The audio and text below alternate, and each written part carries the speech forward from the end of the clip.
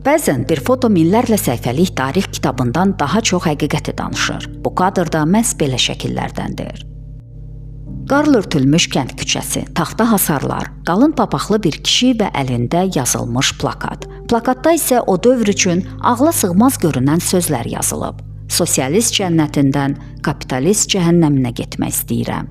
Bu sözlər sadəcə etiraz deyil. Bu, bütöv bir ideoloji sistemə qarşı səssiz ittiham idi.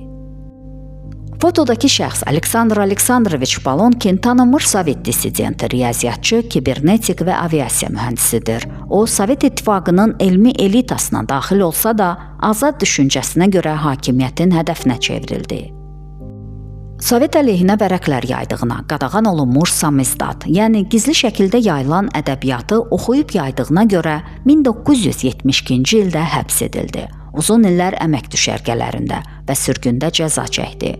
Yalnız 1987-ci ildə SSR-ni tərk etməyə icazə aldı və ABŞ-yə müraciət etdi. Maraqlıdır ki, Sovet rejiminin xalq düşməni elan etdiyi alim sonradan ABŞ-da NASA-da, ABŞ hərbi hava qüvvələrinin elmi laboratoriyalarında çalışdı.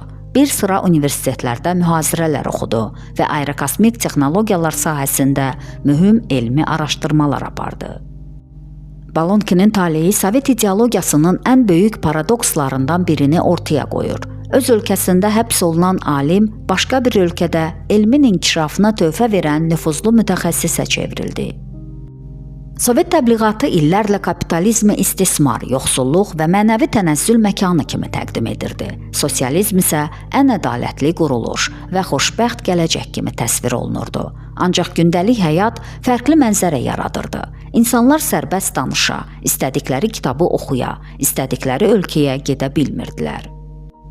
Balonkinin əlində tutduğu plakat həmin ziddiyyəti bir cümlə ilə ifadə edir. O, dövlətin cəhənnəm adlandırdığı dünyaya getmək istəyirdi. Çünki insan üçün ən böyük dəyər bəzən rifahdan da əvvəl gələn azad seçim hüququdur. Bu foto təkcə bir insanın etirazı deyil, həm də qorxunun necə qırıldığını göstərən tarixi sənəddir. Belə bir plakatla küçəyə çıxmaq həmin dövrdə həbsi, psixiatriya xəstəxanasını, sürgünü və ya uzun müddətli təqibləri gözə almaq demək idi. Şəkildə Balonkin nə qışqırır, nə də aqressiv görünür. O sadəcə sakit dayanıb. Amma bəzən tarixə ən güclü etiraz məhz sükutla yazılır.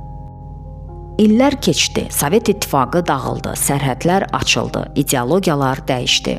Balonkin isə vaxtı ilə xəyal etdiyi azad dünyada elmi fəaliyyətini davam etdirdi. Onun həyatı göstərdi ki, insanın düşüncəsini həbs etmək mümkündür, amma azadlıq arzusunu yox.